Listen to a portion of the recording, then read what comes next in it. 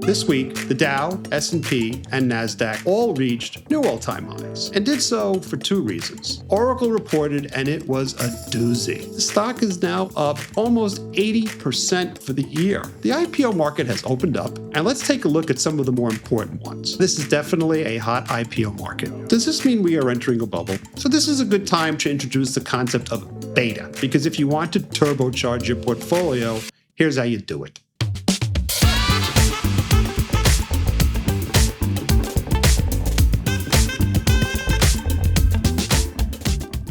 Hi, this is Steve Eisman, and welcome to another edition of the Weekly Wrap. This is for the week ending September 12th, 2025. Now, while September can be a volatile month, thus far it has not been. There wasn't even any tariff news. Shocking. After a few weeks of the market churning near all-time highs, this week the Dow, S&P, and NASDAQ all reached new all-time highs, and did so for two reasons. First, investors are speculating that at the end of September, the Fed might even cut by as much as 50 basis points. And with weaker employment data coming out this week, 263,000 initial jobless claims, which was higher than expected, the yield on the 10-year Treasury has fallen to below 4.1%, giving a lift to, of course, housing-related stocks. And the other big news of the week was Oracle. Oracle reported, and it was a doozy. Over the years, Oracle has had a history of disappointing the street every few quarters. But now all that has changed, as Oracle surfs the AI wave. Prior to Tuesday, the stock was already up 45%. And then the company reported Tuesday night after the close. And at first, the numbers seemed not good. Typical Oracle. Oracle missed across the board. Earnings per share were $1.47 versus an expected $1.48, a miss. And revenue was $14.93 billion, which was up 13% versus last year, but a miss versus an expected $15.04 billion. Typical of Oracle, you say. Stock was down after hours, you say. Not. Oracle said that its remaining performance obligations, which is defined as deferred revenue plus backlog, exploded to $455 billion, up 359% versus last year due to mega contracts with AI-related companies. All of this is related to Oracle's cloud infrastructure business. And Oracle translated that backlog on the call into actual future revenue predictions. The company said that infrastructure revenue for fiscal 2025, which already ended in May, was $10 billion. It predicted fiscal 2026 at $18 billion, fiscal 2027 at $32 billion, fiscal 2028 at $73 billion, fiscal 2029 at $114 billion, and fiscal year 2030, $144 billion. So from $10 billion to $144 billion in 5 years. Crazy. Companies do not put out 5-year forecasts with such incredible specificity. After hours, the stock was up an amazing 28% and opened up 38% in the morning of Wednesday.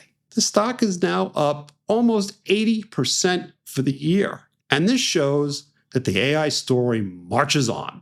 Until last night, all large AI-related plays were posting great results. But only NVIDIA was putting out shocking numbers. NVIDIA's most recent quarter, which they reported in August, saw total revenue up over 50%. But only NVIDIA was putting up numbers like that. Now Oracle joins that exclusive club. And that's the major news of the week. Today, I'm going to explore some recent IPOs for any insight into the market. The IPO market has opened up, and let's take a look at some of the more important ones. And here, it's crucial to never lose sight of the following fact. Retail investors are now important, in fact, crucial, when it comes to newfangled companies. Social media message boards are looking for the next new thing, and the movement of the IPOs I will discuss is driven by social media attention and retail buying, not institutional buying. In other words, every IPO aspires to be an influencer, replete with likes, and supported by retail buyers. Now, IPOs used to be a B2B event, meaning the important buyers of IPOs were institutional. No more. As the ease of trading all stocks has grown and the influence of social media has exploded, the ability of retail buyers to influence the market has grown exponentially. This means that IPOs are both B2B and B2C, consumer. This adds tremendous potential for each IPO if they can position themselves as not just a company, but a winner. Now, the current IPO market's kind of hot, but I don't yet see unreasonable behavior and unreasonable frothiness per se for the whole market, especially given that Oracle's explosive numbers are real. But social media can drive these IPO stocks up to crazy levels right out of the gate, and then at some point, they settle down to less crazy levels. What I will do now is point out which of these IPOs are real companies versus more questionable ones. Let's start with CoreWeave. This may be the strongest story of the recent vintage of IPOs. I've touched on this company before. Companies like Equinix and Digital Realty are in the REIT sector, and they build the buildings that data centers exist in. Generally, they own the buildings and charge rent, but they don't manage the data centers. That is done by CoreWeave. Now, this is not a small company. The market cap is $55 billion. Revenue in the second quarter, which they reported, was $1.2 billion, up a whopping 200%. And revenue backlog was $30 billion, up 86%. It has no earnings yet, but the consensus estimate for 2027 is a profit of $2 per share. Thus, the 2027 PE is around 55 times. Very high, but not totally insane. Now, on the positive side, this company is in a hot space, but this is not a cheap business to operate, as CoreWeave incurs the upfront build and carrying costs of a new data center. That's why, although revenue growth is very strong, when the company reported, they did not raise the operating profit guide because they are aggressively building for the future and they bear the upfront costs. The news from Oracle showing insatiable AI demand is, of course, great news for CoreWeave. Now, CoreWeave went public in late March of this year at $40 a share. Now, at first, the IPO did not perform well, as it ran into the correction buzzsaw of President Trump's Liberty Day of early April. But when the market rallied, this stock took on some speculative fever.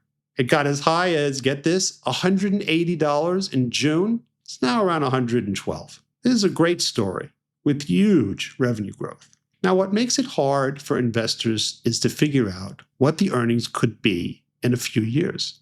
It's a ton of guesswork about margins and revenue growth, and so the stock is prone to wild swings, emotional swings, like Tuesday, when CoreWeave announced that it was creating a fund to invest in AI startups. Now, investing is not a core competency of CoreWeave, but it sounds great, so the stock was up over 7% on Tuesday. Now, this is definitely a hot IPO market. Everyone is chasing the new thing. But not all IPOs are created equal. Take Chime, CHIME, for example. This is an $8.8 billion market cap company.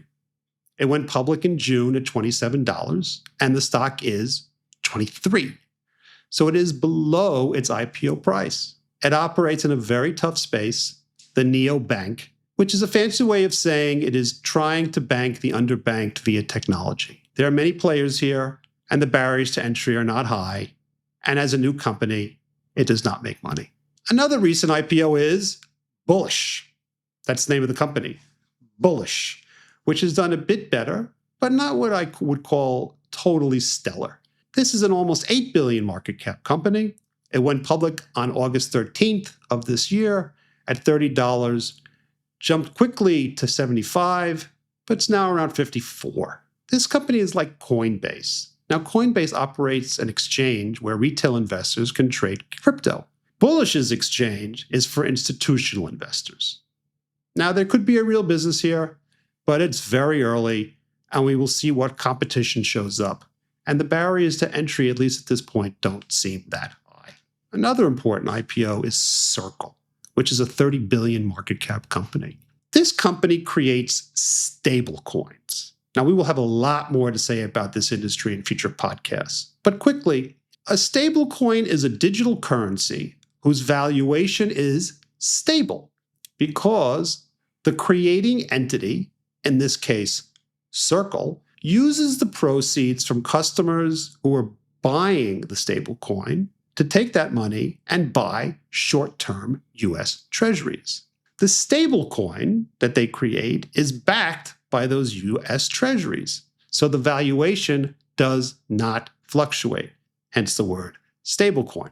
In other words, if you buy a stablecoin for $1, it stays at $1 because the entity you buy it from takes that $1 and buys short-term treasuries for, you guessed it, worth $1. Now, Circle's revenue is the interest earned on those US treasuries. Thus, its revenue is highly dependent on short-term interest rates. Now, this is a real business. Stablecoins are definitely going to play a role in global payments. How big a role is where the debate exists, and we will explore that in future podcasts. Now, Circle went public at $31 in June of this year and did a secondary offering on August 14th at $130, so big move. And the stock is now around $130 right now. On its first day of trading, the stock went from its IPO price of $31 to $83, and then, get this, almost a straight shot to $263, but then corrected. Quite a ride. Now, Circle should become profitable soon. The 2026 consensus estimate is $1.35, making the PE very extreme, over 90 times. Now, this is a hot space. Stablecoins are a very interesting addition to the global payment system, but as the creator of a stablecoin, as I said before, Circle's revenue is derived from the interest income on the treasuries that are backing its coin. So when the Fed starts lowering rates, which we all think is going to be pretty soon, that hurts revenue. If short-term rates decline 100 basis points, which is certainly possible, that could cut Circle's revenue by a double-digit percentage. Of course, if short-term rates rise, Circle benefits. My other issue is this. What exactly are the barriers to entry? Seems to me any large financial institution could get involved. This is a nascent industry, and a lot has to happen to make it right. But in the meantime, investors are dreaming the dream. Another IPO is Klarna, Klarna, and this IPO happened this week, and apparently it was 8 times oversubscribed. At least that's what the press said. Now, the stock went public at 40, which was above the original range, and closed its first day of trading at 45.82. Not bad, but not really great.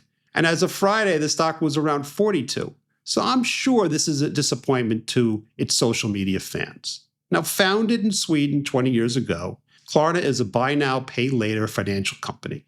Its largest competitors are Affirm, Afterpay, and PayPal.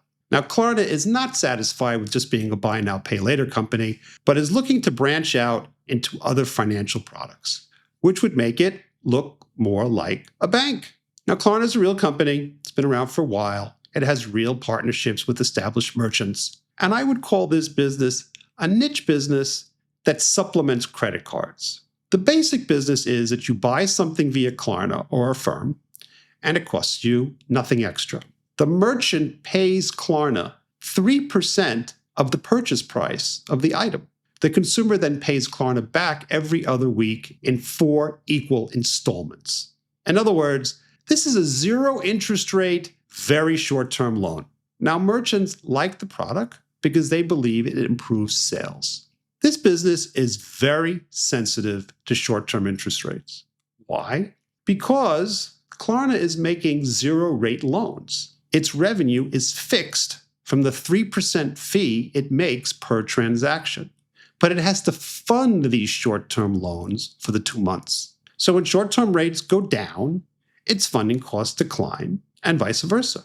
When the Fed was aggressively raising rates a few years ago, Affirm, Klarna's biggest competitor, which was public, that stock went from $168 to $9. It's now $80. Quite a ride.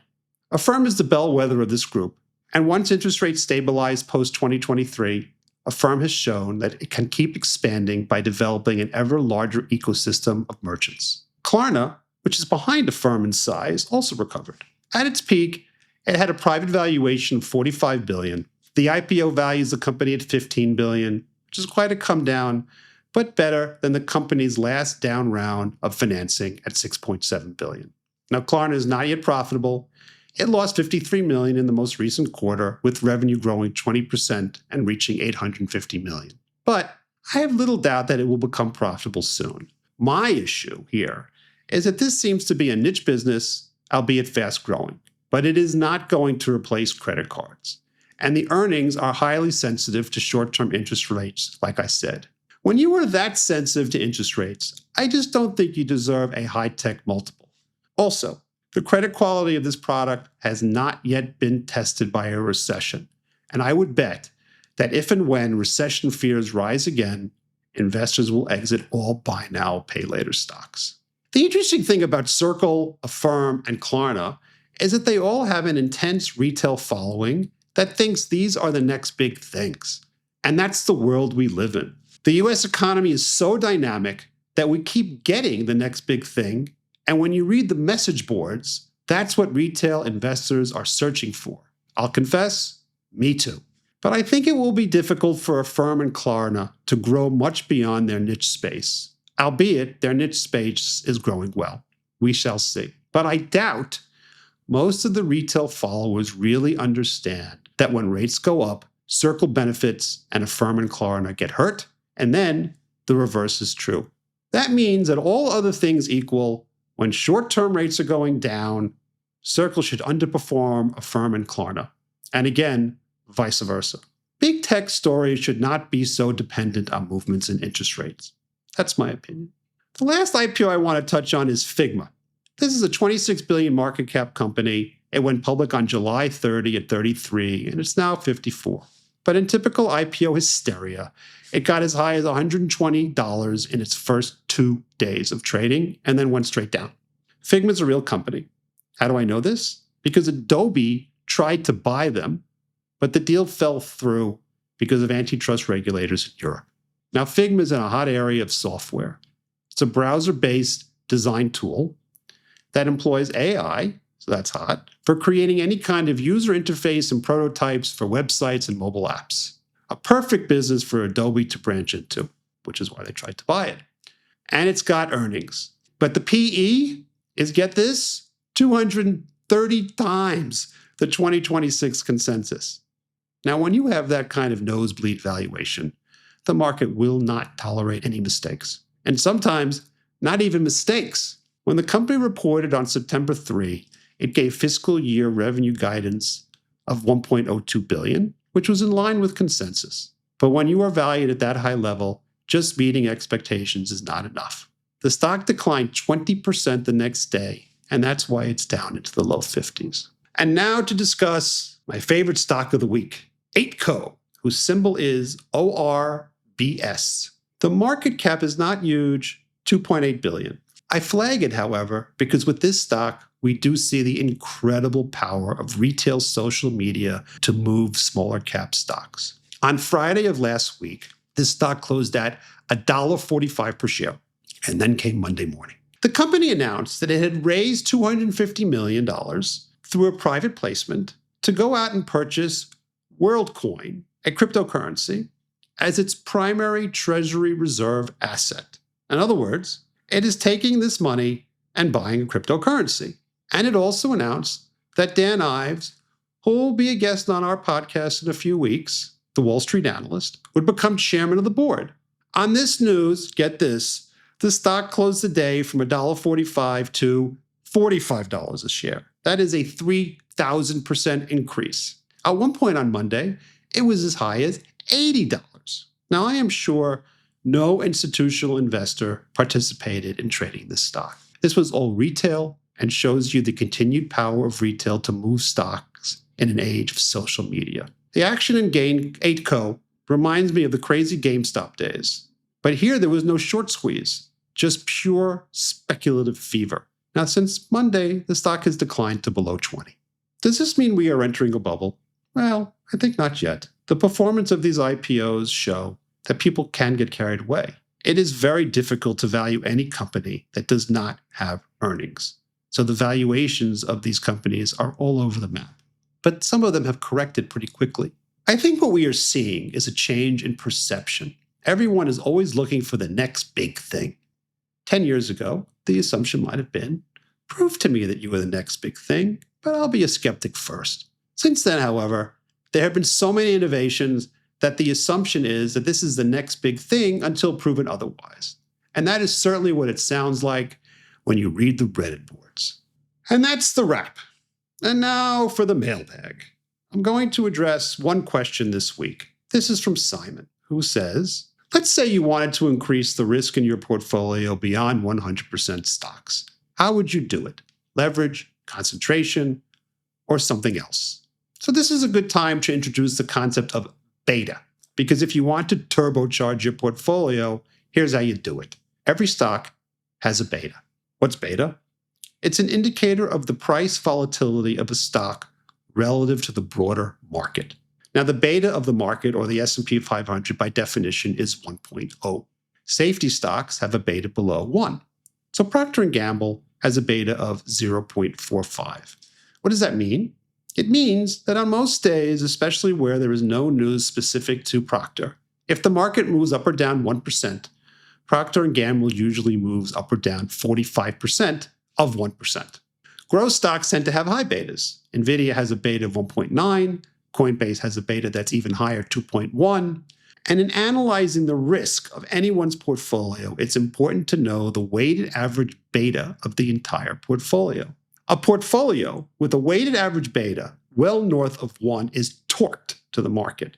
It's important to know the beta of your portfolio because if you don't, you'll be surprised how your portfolio will act on days where there really isn't any news. Now, if you run a long-short portfolio, always know the beta of your long portfolio versus the beta of your short portfolio. If the two are radically different, you may be taking on risks you are unaware of. Know your betas. By the way, the other Greek letter to know here is alpha. That's pure fundamental research. You are buying a stock for reasons specific to that company. So to answer Simon's question, if you want to increase the risk in your portfolio without using leverage, just add some high beta stocks that you like to your portfolio. Now, I want to emphasize that under no circumstances am I advising Simon to actually do this. Torquing your portfolio with beta just to get some leverage can be very dangerous. I don't think it is advisable at all. But I do think that it is very important to understand the concept of beta and to know how much beta you have in your portfolio. And that's the wrap. This last Monday, we dropped our very first masterclass on financial literacy. It's jam-packed with information about a whole bunch of investment topics. I think many of you will learn a lot from listening, so please tune in. And this coming Monday, we are dropping an interview with Robert Kaplan, the current vice chair of Goldman Sachs and formerly the head of the Dallas Fed. It was a wide-ranging conversation from current issues at the Fed to Goldman's current strategy to what makes some M&A deals work while others fail.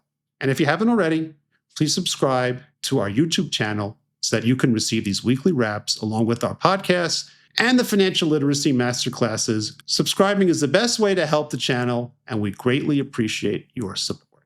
Also, be sure to check out our website, eismanplaybook.com. There you can easily access all our episodes, as well as the financial literacy masterclasses and some other surprise goodies we will be posting soon as well. Check it out. See you soon. This podcast is for informational purposes only and does not constitute investment advice. The host and guests may hold positions in stocks discussed. Opinions expressed are their own and not recommendations. Please do your own due diligence and consult a licensed financial advisor before making any investment decisions.